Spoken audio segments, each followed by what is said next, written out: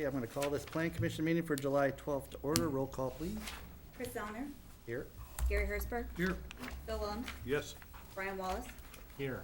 Chris Thomas, Brian Malish, Here. Kevin Phelps. Here.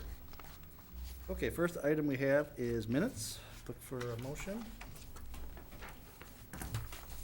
Move approval of the minutes of the previous meeting. Motion by Phil Williams, Second. second by Gary Hertzberg. Any other comments? Okay, call the question. All in favor, say aye. Aye. Opposed?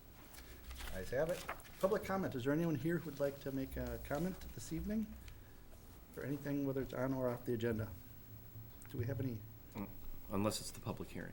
unless it's on the public hearing?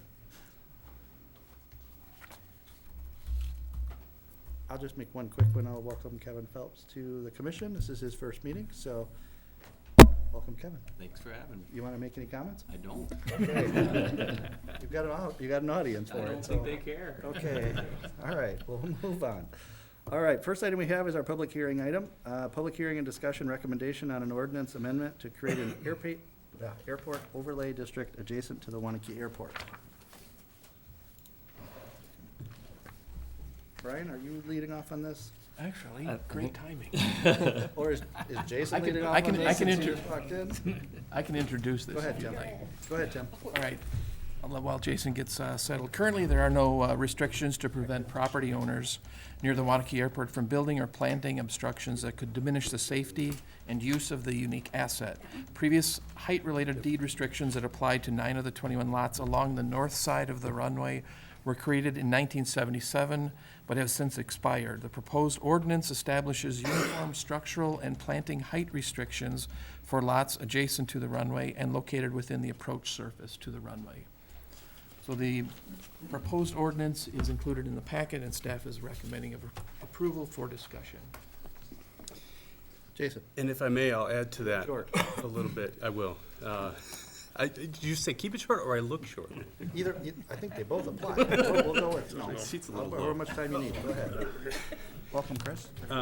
Yeah, I'd just like to add to that to explain just briefly a little bit more of the background to say that the intent in drafting this draft, and it is a draft intended for discussion with affected residents and with the Plan Commission, is to sort of maintain the status quo. So the deed restrictions that applied to the parcels on the north side of the runway required a 120-foot setback. And that setback wasn't followed, or may have been followed for the homes, but then not for some of the accessory structures that in later years were put up. The proposed setback on the north side would not affect any structures, meaning all the structures that are there are outside that. The intent was the same for the south side setback, so it's a greater setback than on the north side, 100 feet instead of 75 feet, but it corresponds to what appears to have been, because it's so consistent, the applied setback for all of those structures. The same was intended to be true of the last 3 parcels to the west. It could be that a couple of those are a foot or two within that, and if that were the case, we could revise it to take 5 feet off, for example, to make sure that there aren't any structures in that.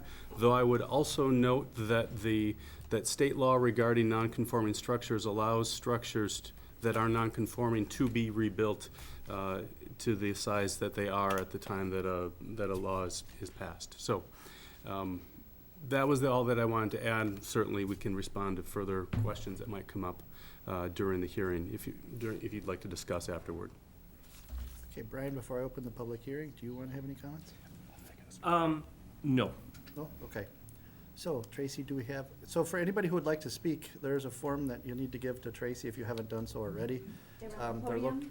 located right up on the podium there, and she'll read off the names of people as you're called. And Keith, do you want them coming over to the mic? This is our first Plan Commission meeting since COVID, so I just want to make sure I'm directing everybody over to this. You can. Or do they need, can they stand up? Either way. Okay, so let's just have you stand up then, so that you don't have to all herd over here. Unless you want to go to the podium, then you can, so. I have no forms as of yet. Okay, so it looks like some people are filling them out, so Is there anybody who wants to make any comments yet? Just say, raise your hand, we'll get your name and have you record one.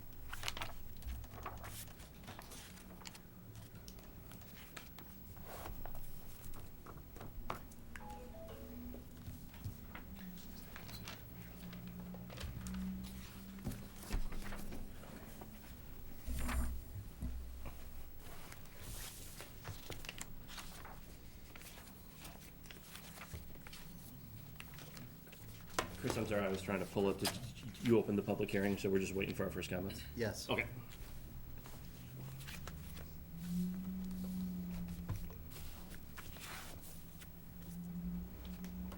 Everybody's getting back in the swing of things, so that's just how this goes. We have to have these filled out.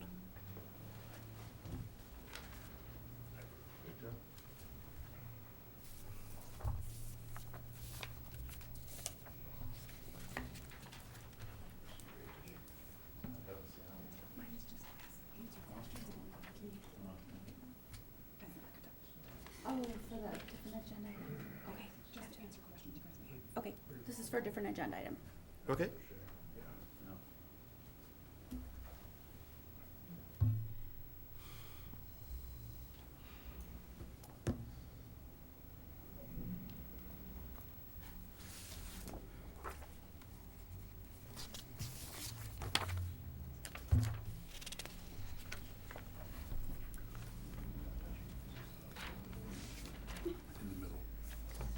Okay.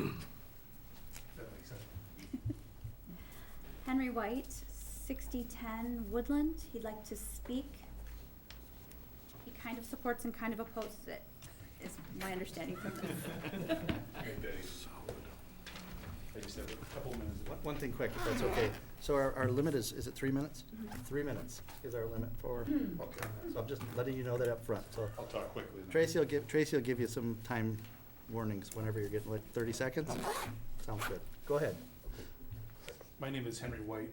My family lives in the middle parcel here at the end, the larger lots. A lot of times the drafting of an ordinance and subsequent meetings involves two very different sides. However, this airport proposal is not one of those.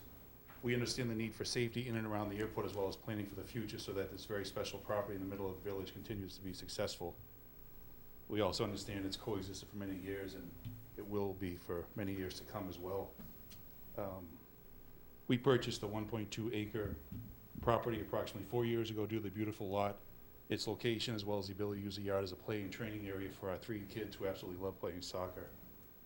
And probably to the dismay and disgust of most of the people in the crowd, we took a perfectly good hangar and made it an indoor soccer training facility. So, and we also outside have goals as well. And so basically, I had a great talk. We met with Tim and with Jim actually just earlier today, and a lot of these questions were answered. And we are definitely pro-airport 100%. However, our only issue is the 180. We think that's too excessive. We marked off different spots in our lot, and why can't it be 100, 150? Just to think, someone brought up the point, if some of those dimensions are off a bit, we just want to avoid the future where maybe when we're all gone, 50 years, 100 years from now, these measurements are not perfect. There's a little bit of leeway in that. So make it 150, make it 100 instead of the total 180, because the 180 actually goes into our hangar a few feet. So that's what our only complaint about it, obviously. We have soccer goals in the back, but what Tim and even Jim didn't realize too, at the back of our lot, these 3 lots here, there's actually a 70-foot, basically, for lack of a better word, easement or a right-of-way. And so anyone that owns these 3 homes here is a right-of-way. We can drive out here and get access and go to the runway itself. Volkman, us, and then Mike McSherry, who's in the audience too. Mike's the only one who actually borders the airport property. We don't, but there is that 70 feet already built in, as I guess a safety barrier or whatever you call it, easement. So we are totally aware of that. And what this line is too, there's all the electrical boxes. So that 70 feet brings us basically in line with that.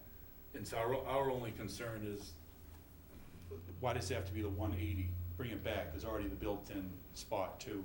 And then also how am I on time, Tracy? You got about 10 seconds. Oh, Sorry, okay. I didn't want to interrupt. The other line real quick is with the soccer goals and back, that 5-foot height that was mentioned in some of the paperwork, we live kind of on a hill, and so there's a sharp decline. If you walk out our backyard, go to the back of the corner of our property, look to the east where the runway is, you're walking pretty far uphill. And so that 5-foot here is different from here. If you're pitching, here's the corner of our lot, here's the airport up here. So 5 foot, I just wanna make it so we can continue to use our land the way it is right now. It happens to be in the backyard right now, we have 8-foot goals. We just wanna selfishly keep it the way it is right now. Time. Okay, all right, thank you. Thank you. Any others?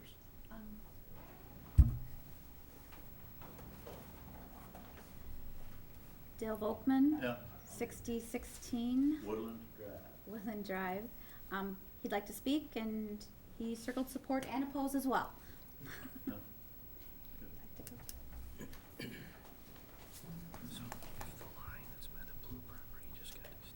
I've made thousands of takeoffs and landings at the Waunakee Airport in the last 60 years with my father and my brother and myself with the Cessna 140 for over 30 years with that airplane, and flying in and out of there is pretty decent. I always come in a little bit high with the Cessna 140 when I had it, and about 20 feet high usually, so that it's a safety factor. So for all the homeowners around, and then when I'm coming in on runway 27, I'd come in about 20 or 25 feet high there, so that you don't hit any vehicles or trucks passing through there, or semis, or what may go through there. There's been accidents on that end in the past, so that's why I would always come in high on that end. But there's never been any accidents on the end that I live on, if you're coming if you're landing on runway 9, So I just thought I'd tell everybody that that end of the runway is pretty safe, if you're coming in on runway 9, provided everybody stays high enough when they come into land, So this is my parcel right here, and if I'm taxiing out, I have the easement to go through here to take off, of course, and then you've got the circle here. You go around a couple times to make sure that there's no aircraft landing or taking off, so to keep it safe. So I think if everybody does that, it would be a lot safer airport for everyone. So thanks.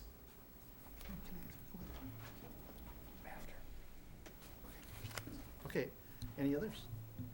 Anybody else? No? Okay, then I will close the public hearing.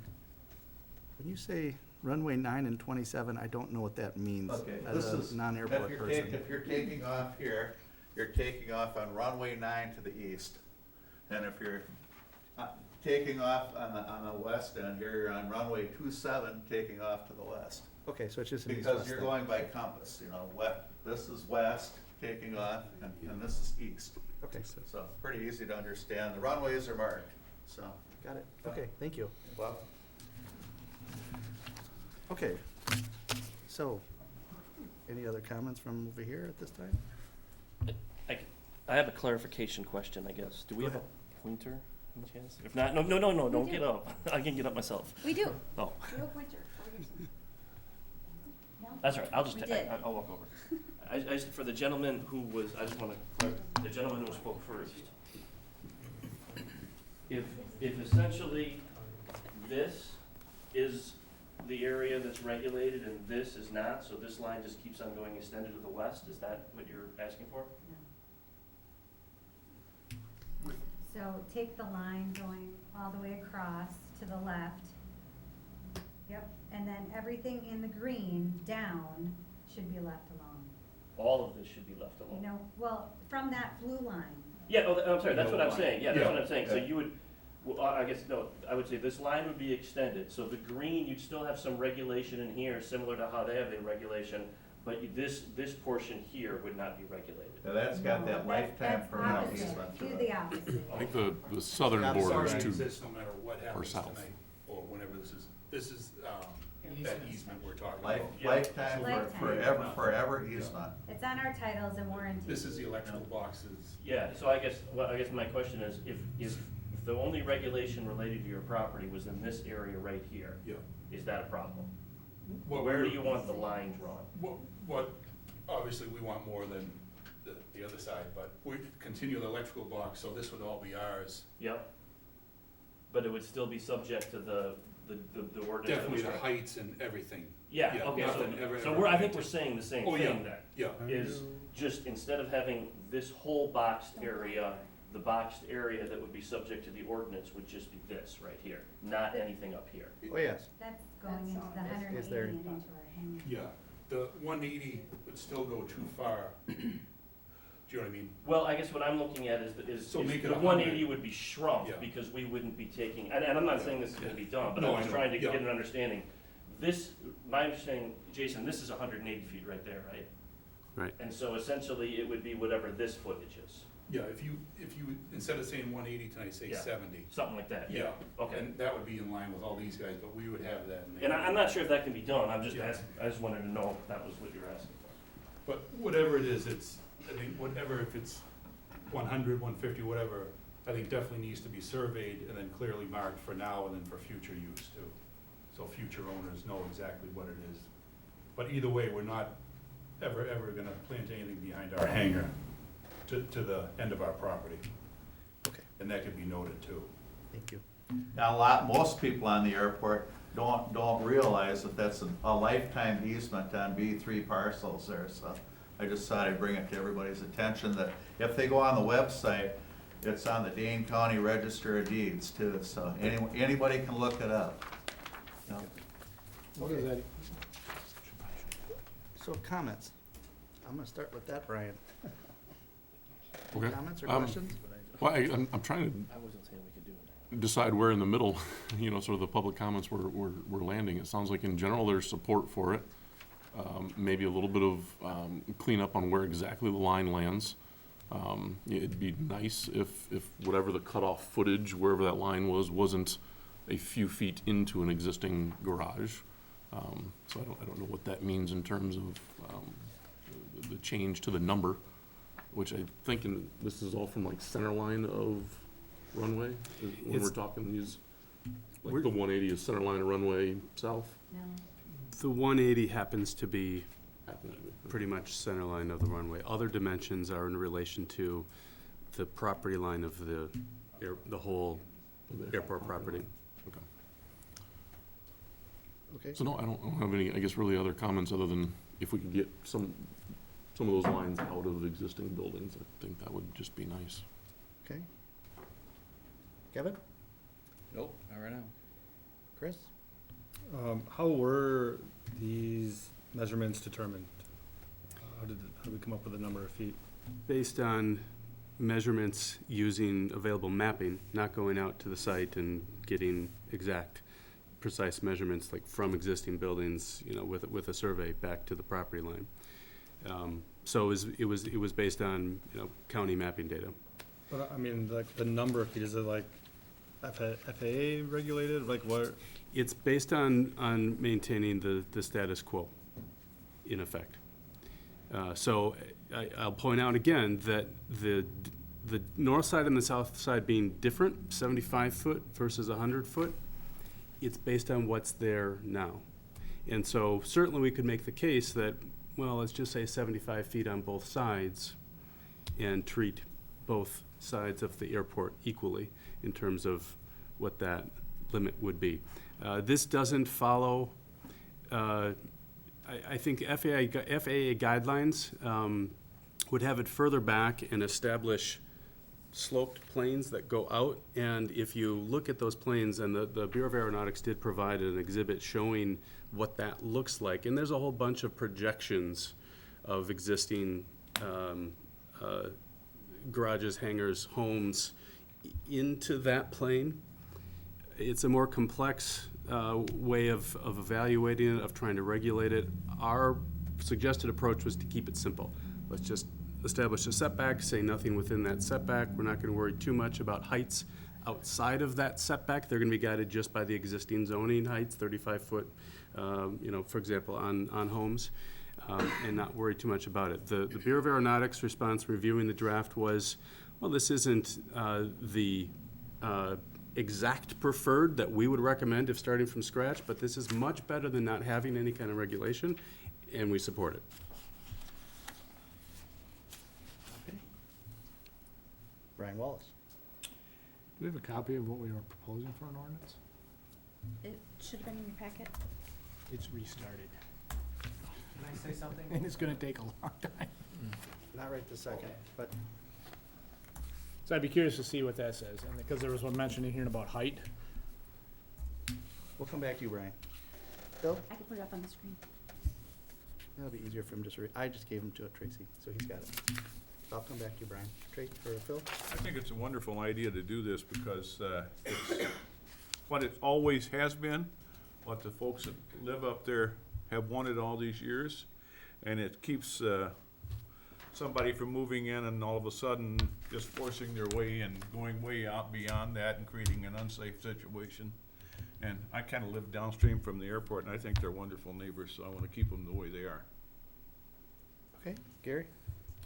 Yeah, I'd like to see consistency, so, if 180 is gonna go a couple feet into someone's hangar, I don't wanna make a grandfather situation with a new ordinance. I'd rather say, hey, let's make it 170, or something that everybody is happy with, and so we don't have exceptions in it, and then we have a more consistent ordinance that makes some sense, so, I don't know what that number is. If it's 150, you don't want people to start building, because the utility easement, your property goes all the way to the runway, right? Right. So, To the it's middle, just middle of the runway. That utility box doesn't really mean anything to the property line, so No. whatever that number ends up being, maybe, I don't wanna make it 180 if it's gonna affect someone's hangar. Let's make it 170, let's make it something that everybody can live with. Give 2 or 3 feet and make people happy, Okay. whatever you need. Okay, Brian? Yeah, that's a Anything else? question. that's. Hold on, guys, hold on. Just, Okay. we'll get to that in just a second. Yeah, I would Okay. echo what Gary said. Technically, we have a closed situation now with the, I know. Go ahead, Brian. Well, I would echo what Gary said as far as the distance. If there's a structure in there, and let's adjust this distance, on the south side to accommodate wherever the closest structure is across the board, right, across all the properties. And then I would question the height or what we deem a semi-permanent structure. So the gentleman talked about goals in the back. So how does that, if they're 8 foot, what is that? Is that a semi-permanent or is it a temporary structure? And how do we handle that on a case-by-case basis? Okay. So, I will, So just real quick, Brian, because I actually did jot down the 5-foot thing too. I don't know if it's, he talks about the property sloping down and getting away from it.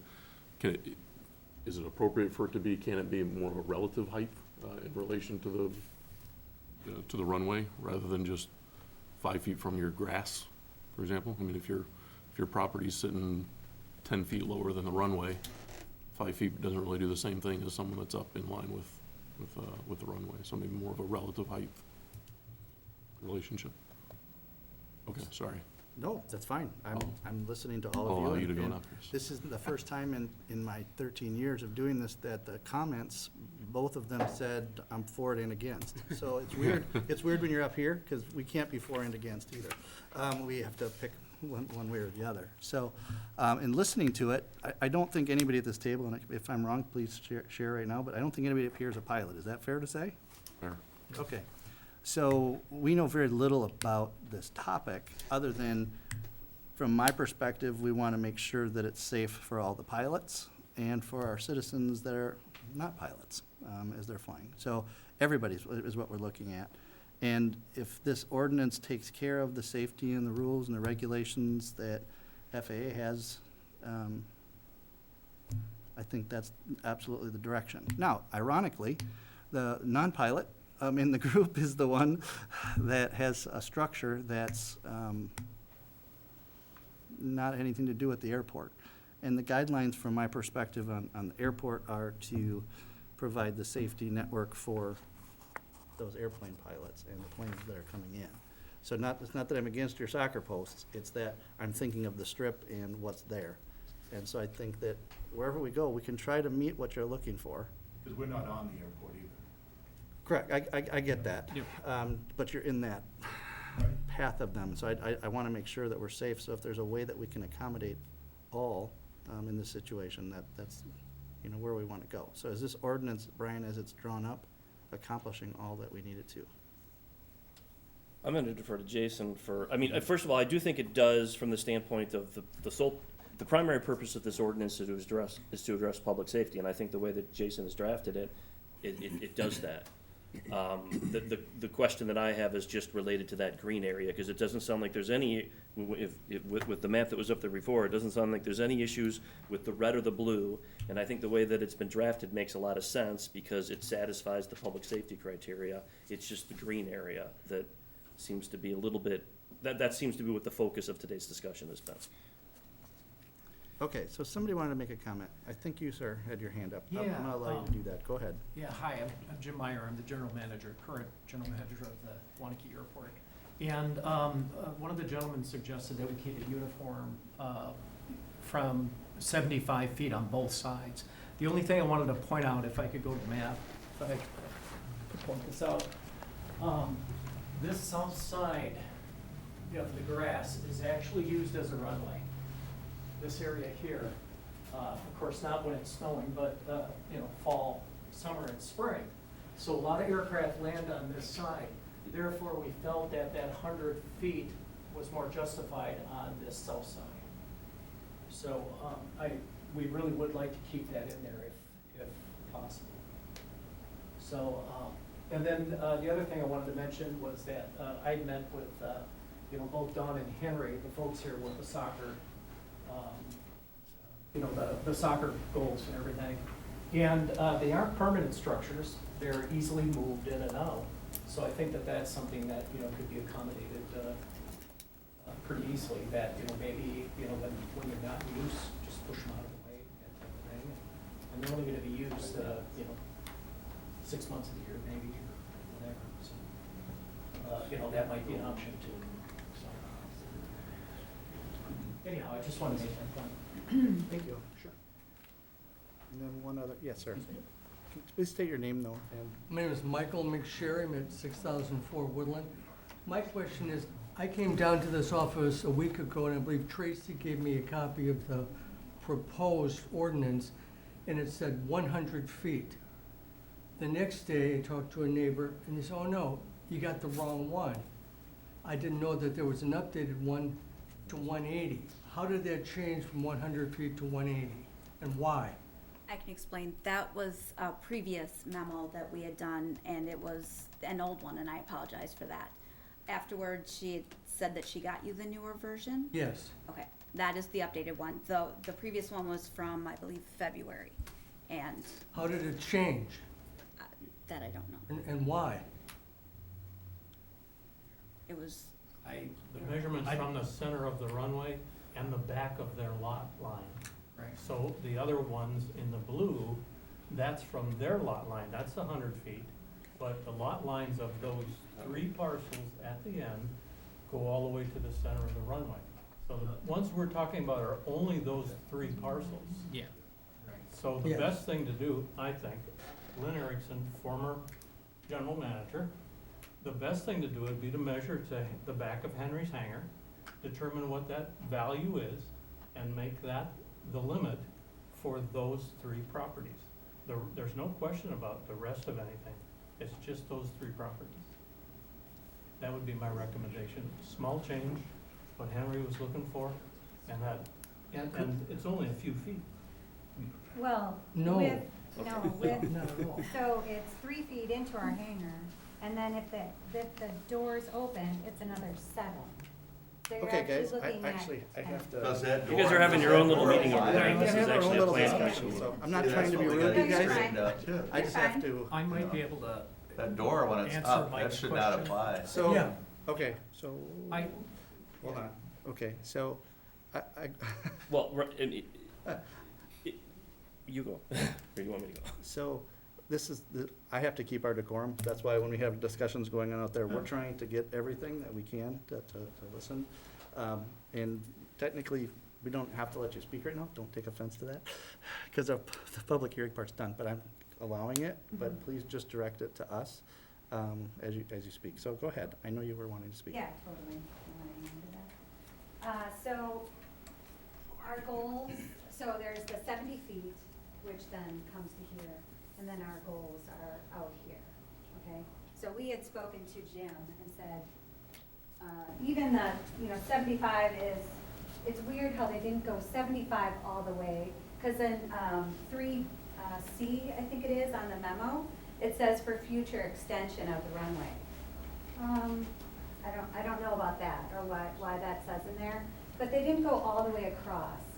And to the 75 all the way across to include the school district, which is interesting because it's 56 feet to the fence of the softball field also, and it's an 8-foot fence.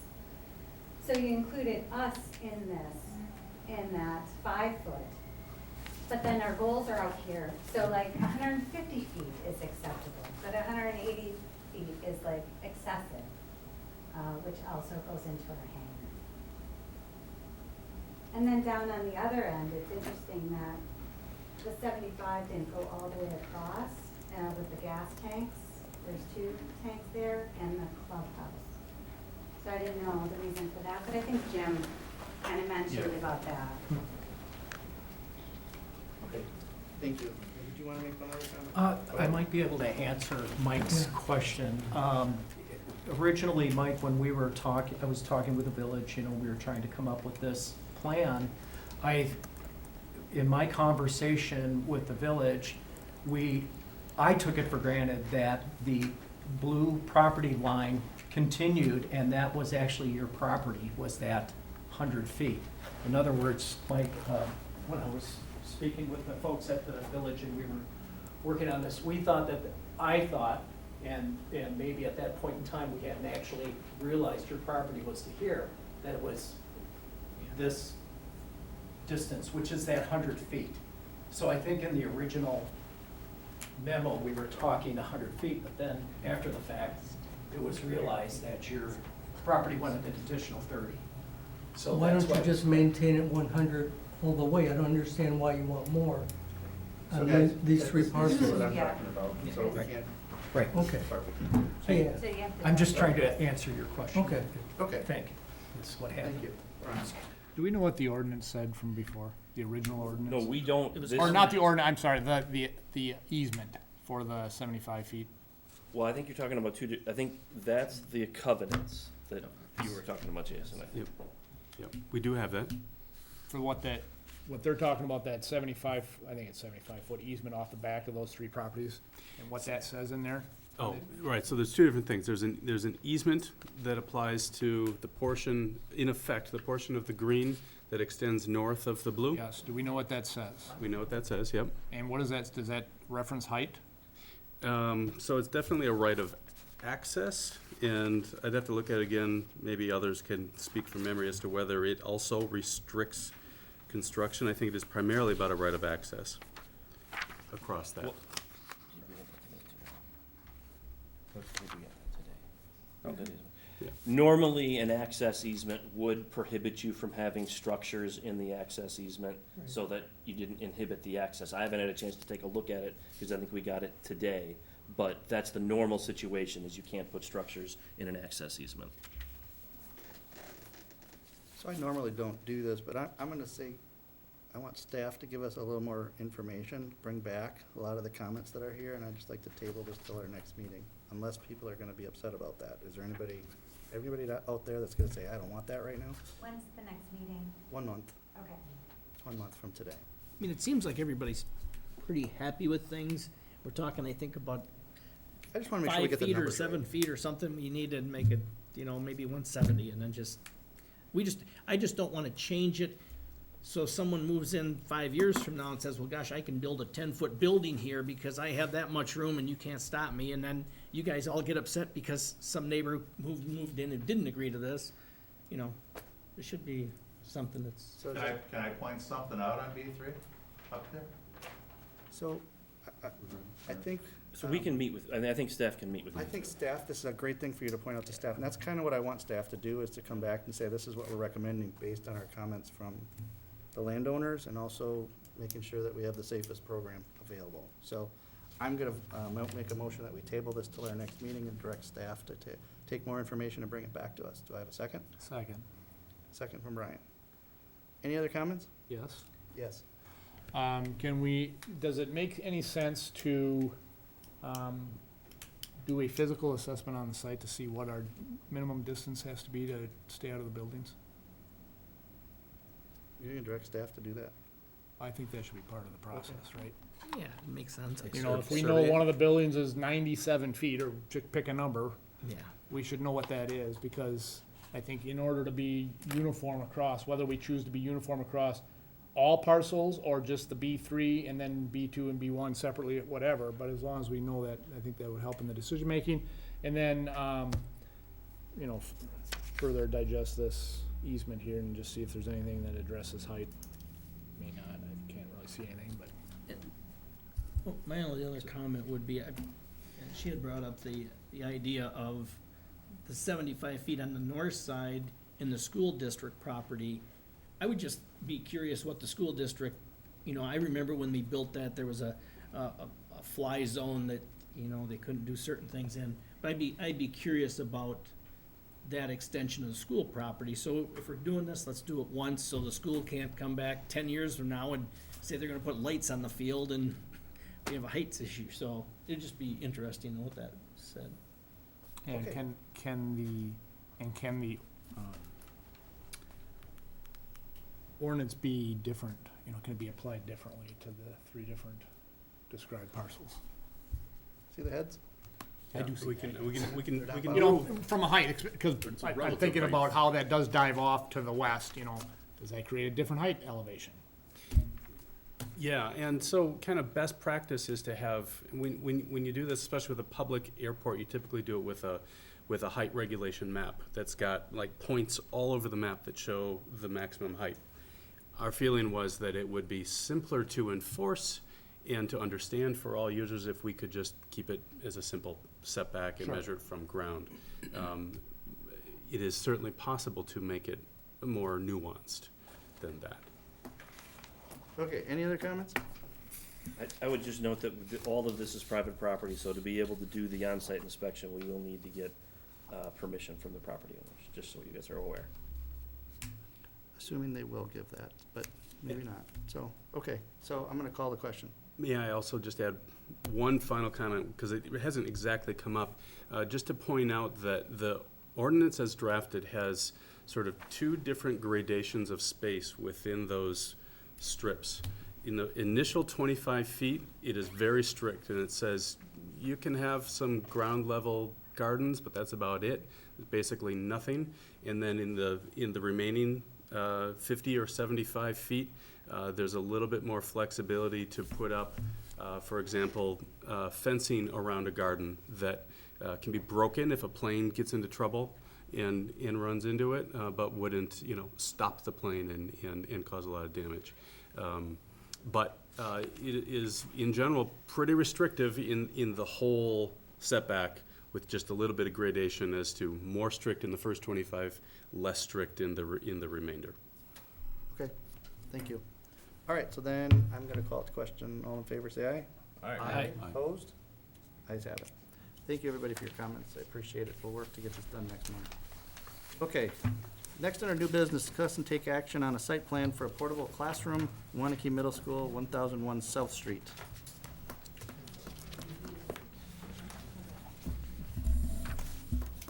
I can take this Go ahead, too, Tim. thank you. This is a fairly simple request that's consistent with a past request that the school district made. In this case, they'd like to add another 74-foot by 24-foot portable classroom immediately to the south of where the existing one that was approved several years ago exists. So it's just duplicating what was approved several years ago, and it really is that simple. Commission members, any questions in regards to it? You gotta- Any comments? Have there been any issues at all with the one that's there now? Have not heard any. Any other comments? Yeah, because no neighbors have made a comment at all. Okay. Then we have a recommended motion. Would somebody like to make I make a that? motion to approve the WCSD middle school portable classroom as presented. Second. Motion by Gary Hertzberg, second by Phil Owens. Any other comments? Okay, I'll call the question. All in favor, say aye. Aye. Opposed? Ayes have it. Next, we have initial consultation, Kramer Development Concept Plan for newly acquired property along County Highway Q, south of existing retail construction.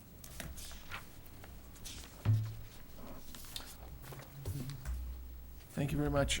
With us this evening is Jeff Kramer from Kramer Development, who would like a few minutes to talk about a potential project that will be built along County Q and Peaceful Valley. This is at the northeast corner of that intersection. And he's really looking for a direction from this body, what the proposal is. It's included in the packet, but I think it's better coming from Jeff in a verbal presentation to give you some detail. So I guess I would like to turn the floor over to Jeff.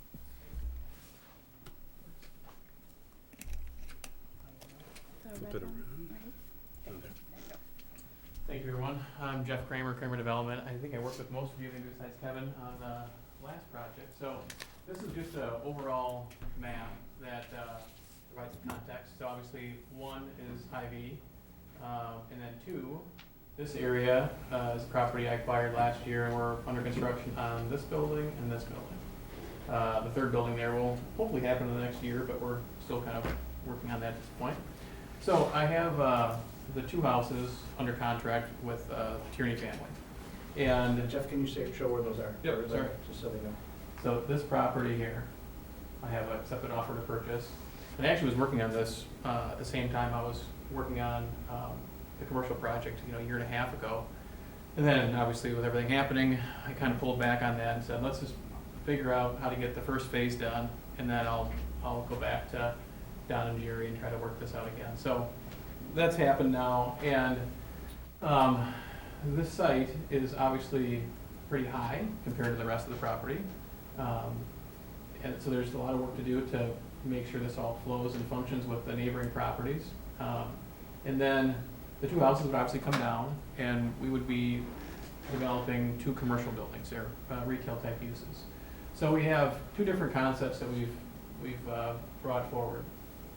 They both really require a right-in, right-out on Q. And without that, I don't think this site will become a retail type project. And I say that because access is obviously huge for any retail type business or restaurant type business. And trying to funnel people back through a shared drive that really is a parking lot is a challenge. So I know the folks that we're working with won't move forward with us unless we have that access on Q. And I approached Kevin Even, this was probably in February maybe, and he had sent my request over to Strand, who responded back with some direction, mostly being if the access was 175 feet off of the crosswalk at Peaceful Valley, so off of here, 175 feet back, and we can meet the technical standards for access into the property. So that's what we did. We have two different plans. This one shows, hitting that minimum 175 back from here, and we would have to extend this turn lane down, so cars can pull off to the right in the turn lane and safely enter the property, and then they can exit the property and head to the north, utilizing that turn lane as well to get out of the way of traffic. So that's one of the primary components to our proposal is access on Q.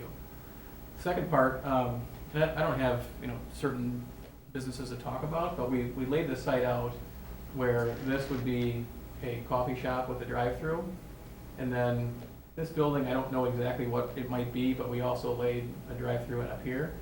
And I know that's a lot of drive-throughs. We're also building one right here. Noodles and Company is going into this corner of our building. So I wanted to get everyone's take on that and how you feel about that. One of the things from my perspective is retail now, it could be a bank, it could be a restaurant, it could be anything. They really want to have pickup windows.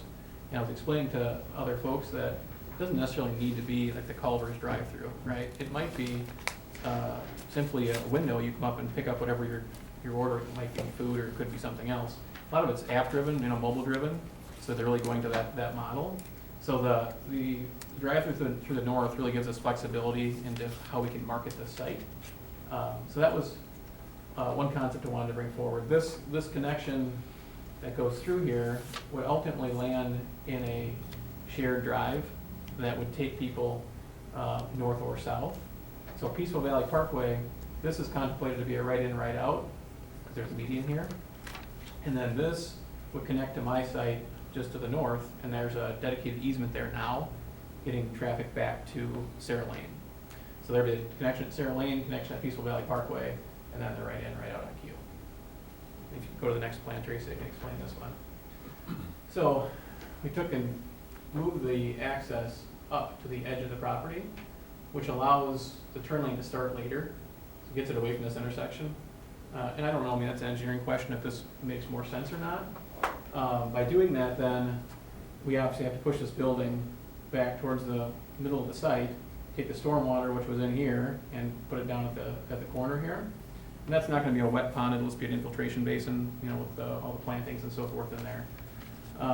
So this plan now keeps the southernmost building as a drive-through coffee shop, and then the second building, there's no drive-through on it. We have it right now showing a drive lane in the back to get traffic back out. And the second building is about 5,000 square feet, and the lower building's about 2,300 square feet. The site in total is about 1.5 acres. When you take the right-of-way out, it's about 1.25 acres. So it's fairly small, and given it wasn't planned with the Woodland Crest GDP, there was no stormwater management figured to go off-site, so we had to deal with that on-site, which just takes up more space.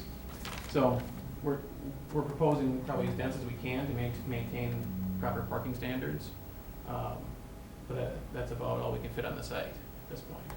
So I was just looking for feedback with respect to the concept, obviously the highway queue, right in, right out, and happy to listen to good, bad, whatever you guys have for me, I'd like to hear.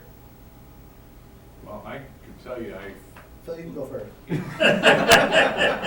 Well, thank you. Well, when I read about this, I looked at a few sites in Madison that have only right in and right out, or they're on the back side of intersections and everything, and they don't lease out very fast, especially something as small as this. So I wonder why you wouldn't make it part of that lot behind it that's gonna be multi-housing. So I don't control the property in the back, someone else owns that. And they have, their own proposal for that project. I'm comfortable, if we get the right in, right out, I'm comfortable taking the business risk, to lease it up.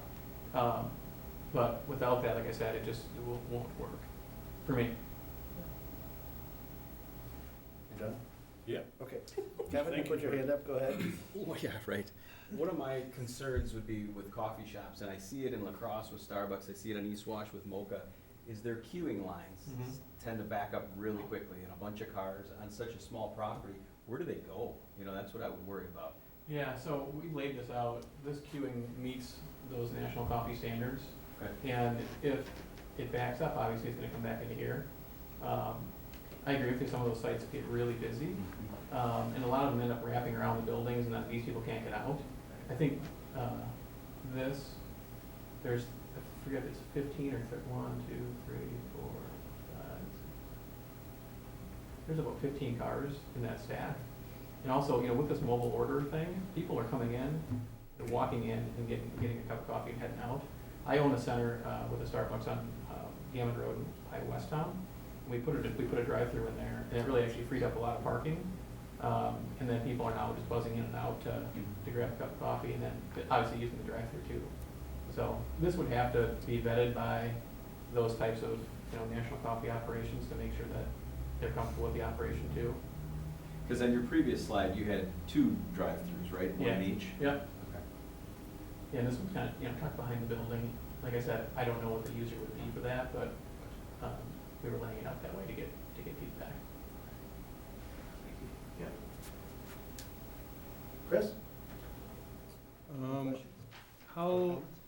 Question. How standard is it for there to not be a way to exit the drive-through once you're in there? Like if you decide, oh, never mind, I don't want to order anything anymore, Right. are they stuck in there now? Yeah, and that's interesting. I think with the drive-through we proposed to the north and had approved, that was a comment that came up at Plan Commission last year.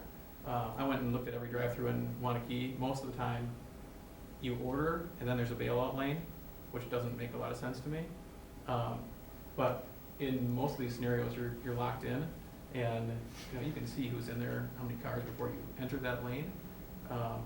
So I don't think it's overly common to have that bailout lane on tight sites like this, And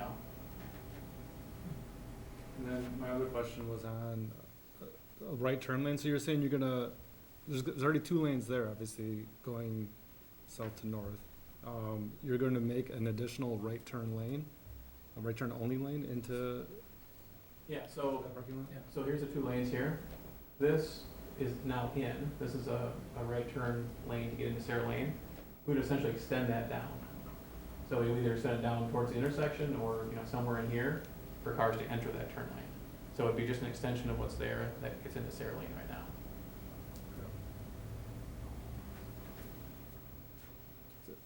Brian Melish? I think really the only question I have is more of maybe a general engineering about where that right in, right out on the traveling north makes more sense, putting it in the middle or putting it more to the north of the property. Is it better to get it further away from Peaceful Valley, or is it not as good to have it closer to the Sarah Lane? That's the only one that I'm really wrestling with after that on-site, property specific. I don't think I've got too many questions. I don't think I have any questions, to be quite honest.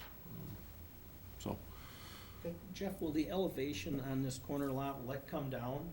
Yeah, that's a good question. So it'll have to come down a few feet in order for us to get things to work out. The property probably sits like 6 to 8 feet higher than this property. Yeah. I don't know what it used to look like. I don't recall how that all worked, but we'll have to take these buildings and set them at, I think the current idea is a foot or so lower than this road. Okay. And then this drive lane that comes through here needs to have enough runout room to the east to connect. So we're trying to make all of that work and, balance the site so we're not having a ton of site work. And then the bottom portion here, the roadway sits again probably 6 feet lower than that site. So this multi-use path needs to get built around this corner. Yeah. And there's some challenges with the site from an engineering standpoint. The other thing I'd say that, I never thought of that till this weekend. I went to there's the McDonald's and the Starbucks on the corner in Middleton there, across from Captain Bill's used to be. The cars were, and I couldn't figure it out right away, but then I figured out it was a Starbucks. They were backed out onto the street, almost out to the main street, and the people from McDonald's, there's, it's a 2-lane, well, they were stacked into there. The cars couldn't leave McDonald's because people were trying to come in this way. So it was you can tell the design's kind of important there because, that wasn't thought of back then. That's a good example. When you are at that property from the order board back, you probably have a 3-car stack before you start impacting people coming out of those parking stalls. Yeah. It just doesn't work. That was enough. So, and you know what, either one, the engineering, as Brian said, makes sense, whatever works, best for you guys. But it'd be nice to see that property developed as part of everything else. Brian? All the comments I would echo the same, especially the turn lane. One of the questions I would have, and would defer to staff probably, or Strand or something, is the capacity of the stormwater infiltration on the other project, and would there be any way to, instead of building another pond, create like because there's enough fall, can you create a culvert or a pipe system that would take it if it would accept it, if there's enough volume? and it's all based on acreage, I heard property size, I get that, but if there was a way to easement and pipe across there, so you wouldn't have to build a pond and just do it off of structures, right? Right, it'd be better for me too. So I've asked the question, not in terms of the technical answer, but the site wasn't planned as part of the stormwater management plan. Correct, yeah. So I know that. I don't know if there's excess capacity that would allow us to, you know, to tap into that. But I'll follow up on It's that. worth, yeah, it's worth, pursuing that, to see Right. just from a size of property, and you start talking about space and everything Yeah. else. Exactly. Okay. Other thoughts? So I had, go ahead, do you have some? Just a question or comment really for the commission. Currently, the lands are zoned A1, so whatever happens, a rezoning will be required to undertake this. But I think another piece of information that would be good isn't just about the drive-through or the access point, but is the number of drive-throughs there, to get some feedback about, is this what the commission would like to see in this corridor? 2 drive-throughs here adjacent to another drive-through, and then on the the north side of Sarah, there's another drive-through that's been approved with the high VC store. Is that what your vision is for this area? So I guess perhaps that may be something to comment on. So thank you for jumping in front of my comments. That was perfect. Perfect. Tracy, could you go down? The other options? Second one. Okay, so full disclosure, I met with Jeff and Tim the other day, and we discussed the concepts, and my observations were, what Tim is getting at was we were gonna have drive-through after drive-through after drive-through, and potential for a lot of cars in one tiny area, as you basically described it, and I took into account from a retailer's perspective, we have a lot of people from Waunakee that work in Madison. So coming down Highway Q, to get in here, they have to come down to Peaceful Valley, come back up through, then come back down and circle to go through. Then to get out, they've got to circle around, come back down, then go down Peaceful Valley and turn left. So it's not necessarily super convenient from in and out, from my perspective. The more congestion we put in there, the worse it would be. So having the 2 drive-throughs in that one zone, I wasn't for. I also liked where that entrance was. Right now, we have a right-in, right-out, currently as it exists with the 2 homes. Yeah. So we're not really adding a right-in, right-out there, it's already there. It's just there's gonna be more traffic going on in that right-in, right-out than what currently exists. From the queuing perspective, I like this model better than the other as well, because it gives a lot more space before you get to the highway, where people would be coming in potentially, or on the opposite side where they could come in as well. That was a question I actually had, if you have people coming this way.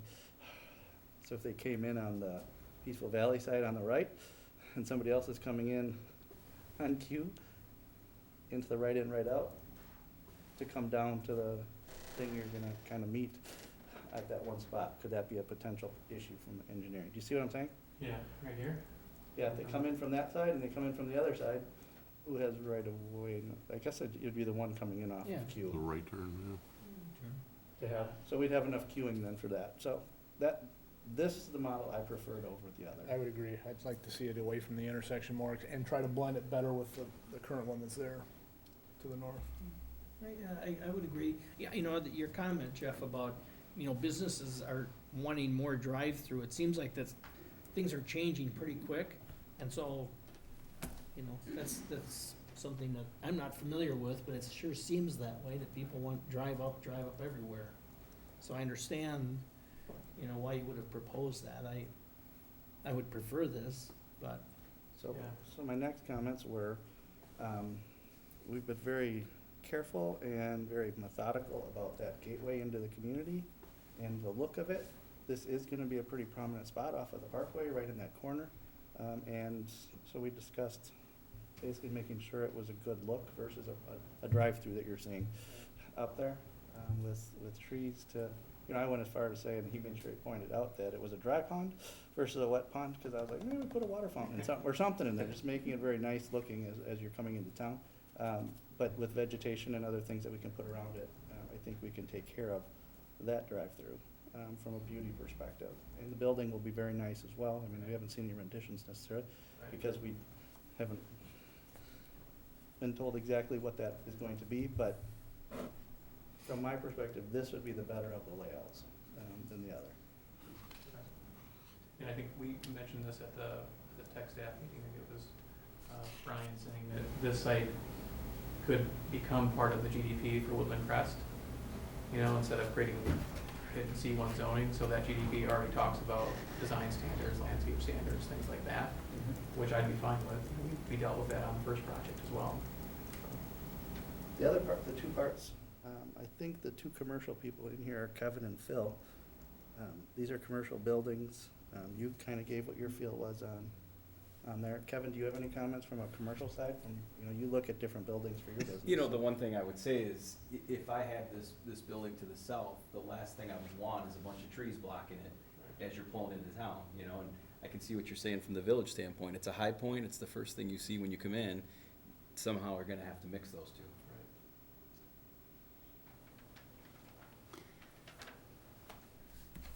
Is there anybody that says, I hate both of these and no go? He's looking for our feedback, so I want to make sure we're not leading him anywhere he doesn't want to go. So I don't hear any serious pushback. Is that fair to say, everybody? I mean, after this discussion, I do, would prefer this design versus the two drive-through. Yeah, and I get that. I think this, this building, not having the drive-through but being parallel to Q helps us from a leasing perspective. Now you've got front doors, where when it's up here, the guy that's over in this corner says, well, I don't have good visibility to Q. And they probably do, but that's just the mindset until it gets built and people see it. So I would move forward with this plan, and be comfortable with this plan if, the access and stuff worked out. Which is the last question I had for everybody. So the right in, right out feel on Q, are people comfortable with that? Well, I'll tell you, from FPC standpoint, we went kicking and screaming, and now you don't think twice about it. It's just, I can't believe we were so upset about it. It's just not a big deal. If you can get the lights figured out and everything else, I don't think it's a huge deal. A coffee shop maybe, I don't know. I don't know if they'd have a different view about it, but it's not that big of a deal. Well, the ones you're talking to, I'm assuming have said, we get the right in, right out, we're probably good. Is that fair? Yeah. Yeah. Anybody have any issues with the right in, right out? How much room is there between the exit onto Peaceful Valley and then the light? Like, I'm envisioning people, if they're going to Middleton, right, maybe they want to come around and exit onto Peaceful Valley so they can just take a left at Or that right light. and left. Yeah. So how much room do we have there, like, cars can get backed up or You're saying something? from year to year? Yeah. Yeah, that I don't know. This location was contemplated in the previous plans that FDG had too. So I'm not sure how that kind of got there, but that was the original intent, was to have this curb cut here and then somehow get people, north-south. You could pull that turn lane back further too. Well, that's what I like about this. Other buildings. They have a longer queuing. On Peaceful Valley, that It's left-hand just the turn, remote when cars. they So if they you did that, double they the- pulled that back. Yeah. So there's more room there. It's only 100 feet or so. So it's a house. So coming in here, for people leaving Then town, back up, waiting for that left. where turn. do you see them pulling in? It's been out. People leaving Can town. you can you zoom back out for me for a sec? Yeah, Joining coming us in south on Middleton. Q. Where are they gonna turn to come in here? Do you think they're gonna go through Sarah to come down in Yeah. here? Yeah, I think if you're coming from downtown, you're gonna come in like this. That's the idea. And then everybody going south will go Peaceful Valley to meet. And these places are always, they're busy during the weekends too, and people are not going to work, as an example. And I think a lot of these neighborhoods back in here will be coming up Peaceful Valley, and they can always turn in here or turn in the main entrance, that kind of thing. One of the other positives that we talked about is Jeff is planning to, or number 2 is up there, that whole parking lot's gonna be done right off the bat, correct? Yeah, so with this project, the first phase, we're building all of this out and all of this. We're not building this little piece. So when these buildings open, next spring, and we've got a great restaurant sitting in here, and the Noodles and Company in here, and other uses, we're building more parking than we need up front to accommodate that, so we don't have to go back. Plus, it gives us another commercial entrance and exit back to Simon Crest. It makes sense. So not to put you on the spot, because Roberta's here from the paper. when do you think you would announce what that great restaurant might be? I'm hoping this month. That's my goal. We're working on a lease right now. Yes. Perfect. I didn't want to put you on the spot. Yeah, but- no, I don't feel it. but that's all. Can I ask a quick question? No. Yes, Brian, go ahead. So you had mentioned a shared driveway, Jeff. Is that shared driveway gonna be just with your property to the north, or is the, I think we all know that in the quote-unquote concept plan that we received from the property owner to your east, that they're talking about potentially putting multifamily? Yep. Are they gonna have essentially access to that too through a shared driveway, or is that just with you and your own other property? No, the intent is that FDG and myself entered into an agreement here for this shared drive, and that it's already existing here. Okay. So that would continue right through, and I've met with them 2 or 3 times to talk about how this kind of works. So we're all on the same page in terms of having to have that shared drive, just a matter of how is it gonna get ultimately designed in here now to make that work. Okay. Just so so there's gonna be more than just, there's potentially multifamily that, you're probably, if you're in the multifamily, if multifamily goes there, would go down Salmon Crestway, but there's the potential they'll shoot down through there too. Have you seen your last design? I don't know if you saw that, but, so this is kind of like the back parking behind that apartment. Mm-hmm. And then their entrance was coming off of Simon. Okay, so more likely than not, they would use Simon. Yeah, and then they had a parking garage. The access to that parking garage was over here, kind of down underneath the building. So those people will come back up and head right out to Simon Crestway. Okay. Chris, may I make just 2 brief comments too? Yes, you may. Thank you. One is a technical thing on the right in, right out. I suspect the main concern with I agree that the northern one makes more sense to me. I think the main concern that is going to have to be evaluated by the traffic engineers is whether the weaving of people who are going out and then getting out into traffic is going to conflict with the people coming into Sarah Lane, and how that, the people who are getting out into traffic are going to be met with the Sarah Lane median as they're trying to get over in time. Normally when you're trying to get it back into traffic, you've got kind of a curb coming along, but in that case, we've got the current design, like once you're in that lane, you are turning right, no question, you're not getting out again. So that's gonna need revisiting a little bit, that Sarah Lane intersection, I think. So that was a technical one, and I think it's something to be, discussed obviously by the engineers. Sure. And then the other is an urban design question. I think in the ideal world where we don't have to worry about what the market wants, we would put a building closer to the corner. But what the market wants is not really that. That's not what the market is looking for here. My suggestion for something that I think the village would be looking for to kind of address the kind of how we hold the corner and have something really attractive there is that there be some kind of site improvement wall or fence combined with landscaping that maintains your visibility of your building, but also has a little bit more of a presence closer to the corner. And then whether there are cars in that drive-through or not, you're not going to notice them as much as you are this nice feature that's going to be out there at the corner. Thank you. I feel like a planner because I think I said something similar to that. So that's perfect. That's awesome. Okay. All right, Jeff, is that helpful? Yeah, that's great. I really Everything we appreciate gave you the for comments. feedback? We Yeah, appreciate it's you great. coming in and giving us the 2 options too.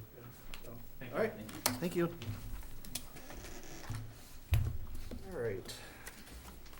Next, we have initial consultation staff proposal to amend the zoning code, section 133-17-1, to change the minimum size of efficiency dwelling units. Who's intro? I can take this one. This is a consult after reviewing the Housing Task Force report, coupled with some proposals that are currently under review for multifamily development that involve efficiency units. And in looking at our current code relative to what's proposed, along with what other communities in Dane County are, staff is looking for direction from this body to pursue an amendment to allow efficiency sizes to become smaller. The current code, in terms of a minimum size, an efficiency is 600 square feet. A 1-bedroom is also 600 square feet, so there's no differentiation between the two. In meeting the objectives, as pointed out in the task force report, one way of providing additional housing product as well as a more affordable price point is by minimizing or lessening that minimum square footage for efficiency. It's certainly not going to solve everything, but at least it's moving in the right direction. So staff is looking for direction from this body to pursue such an amendment to lessen the minimum square footage requirement. And as a means of comparison, Middleton, Fitchburg, Sun Prairie, and Monona have no such regulation on a minimum square footage for efficiency units. Stoughton, Madison, and Verona, theirs are minimum 150 square feet for the first occupant and 100 square feet for each additional, and that's per their building code, but each of those have no requirement in their zoning code. So I think consistent with, again, what's outlined in some of the recommendations in the Housing Task Force report, as well as what else is happening in the Dane County market, we feel that this is a reasonable request. You may want to put a number, maybe not have a minimum for efficiency, but I guess we would look for direction in terms of an ordinance amendment to that specific number if you want to entertain one. Kevin? So the first strange thing to me is that a no bedroom and a one bedroom are the same, right? That seems like the easy one to change if you were gonna change something. At least, and I don't know which direction you'd wanna go, but it almost seems like 600 square feet for a one bedroom and something smaller for a no bedroom, if you wanted to put a number on it. That's the direction we're recommending. Other comments? Can I ask the comparisons you brought up, and there's no minimum, what is their one-bedroom minimum? Or do they not have that either? I don't have that. I don't know, Jason, if you have. I don't recall seeing any regulation of a minimum unit size in any of those. How would this affect parking? What's our requirement right now for one bedroom versus efficiency for parking? So right now, it's 2 spaces per unit. We've got kind of an established exception that we have yet to bring forward for formal adoption, which is 1 per efficiency, 1.5 per one bedroom, and 2 for 2 bedrooms on up.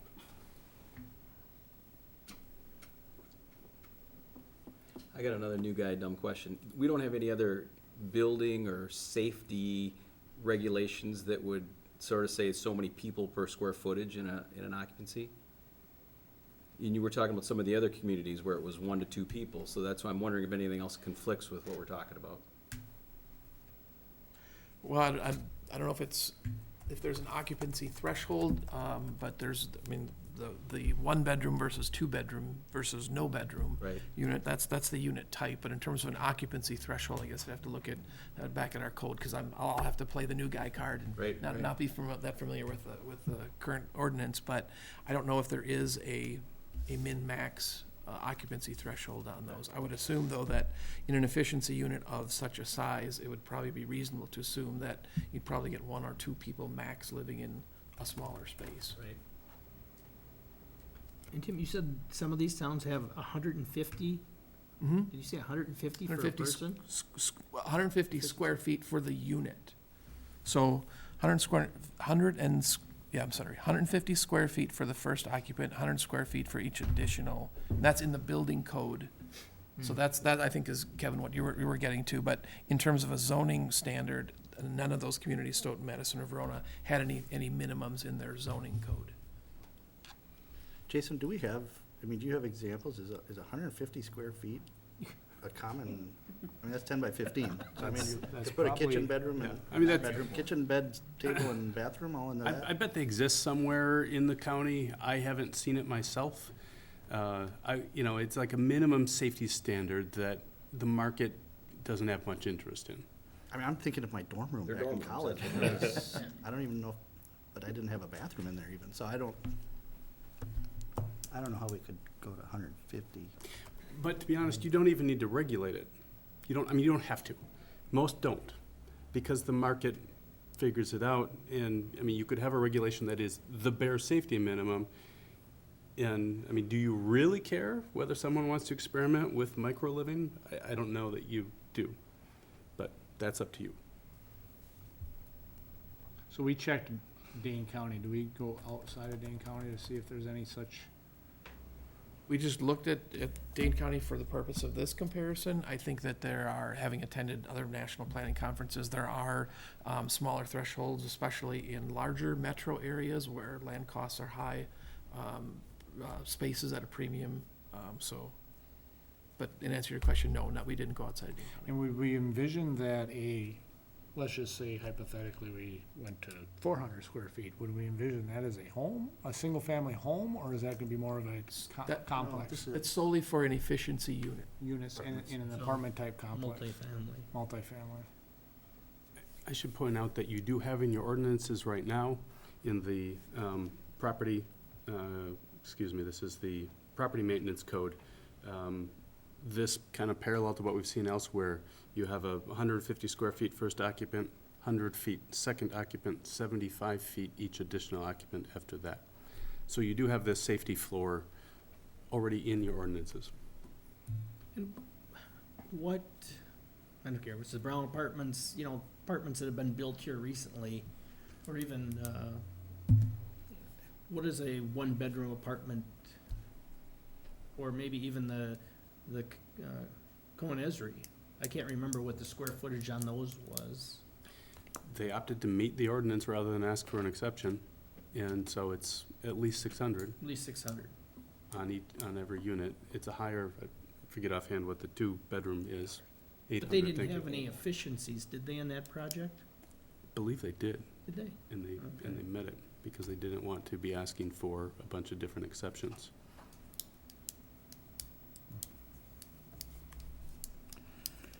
So, I mean, I'm just trying to get over the dorm room size.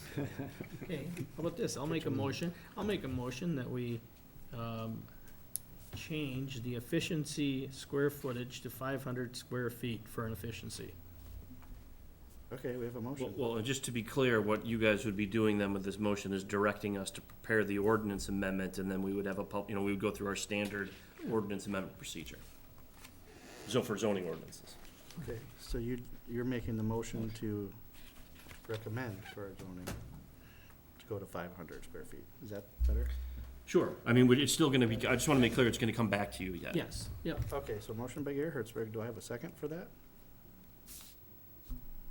Yes. Okay, we have a second from Phil Owens. Any other comments?